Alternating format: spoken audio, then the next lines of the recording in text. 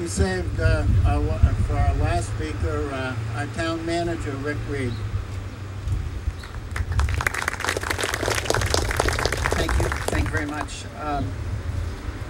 I don't want to belabor everybody having a great opportunity to come inside and look at the wonderful freight shed and the rail car. They're both spectacular. When you get inside, you'll see.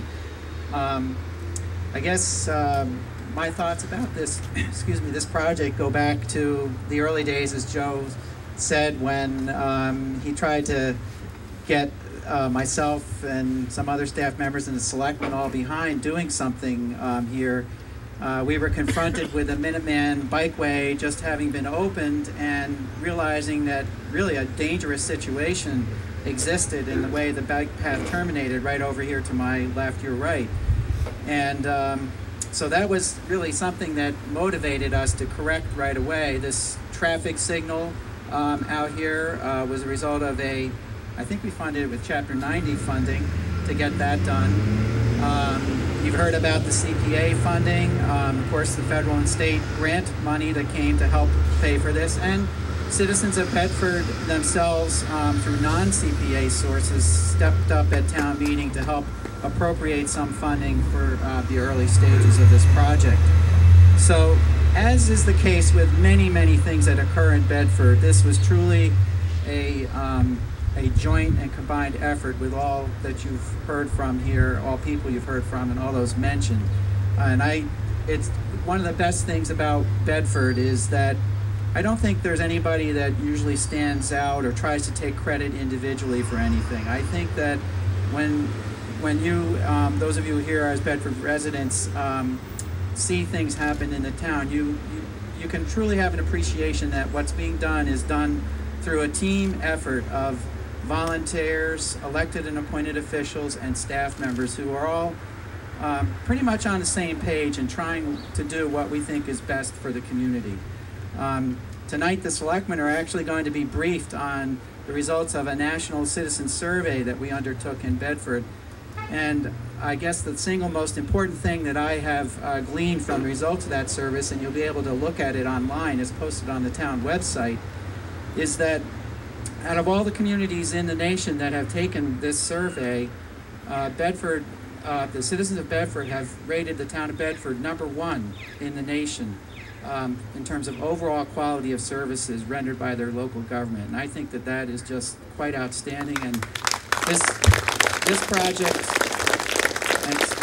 project, of course, is just emblematic of that type of quality that we have all worked together to create and all strive to enjoy here in our community. This project also, has many spin-off impacts, and that's how, when I saw the potential here, I think those of you who've been here for a while can look back or think back to the time when none of these improvements in the area existed, and I don't think that this was, I remember driving through this intersection and I just, it wasn't very inspiring. It wasn't safe, it was congested.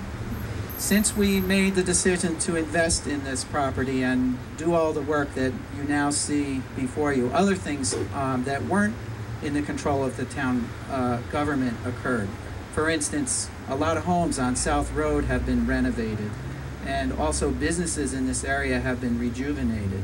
And we expect and hope that there will be better things to come for this area.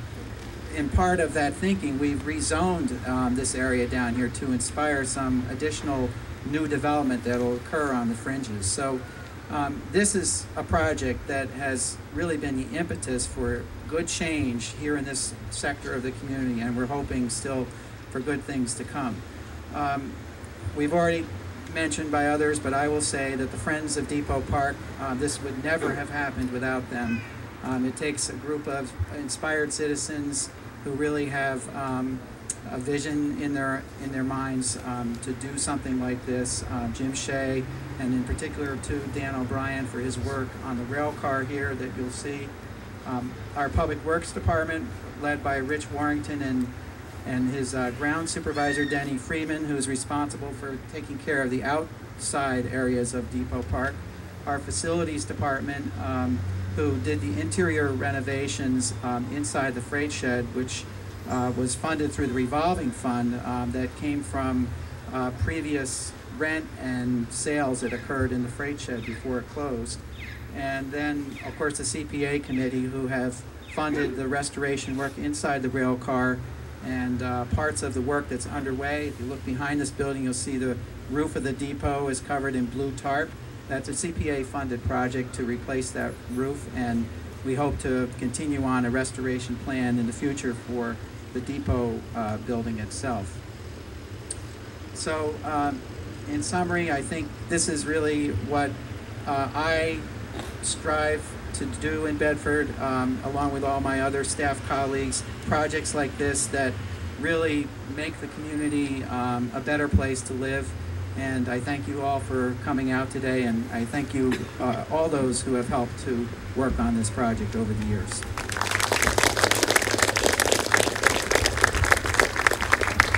At this point, we're going to cut the ribbon and invite all of you up here to tour the facilities and have some refreshments.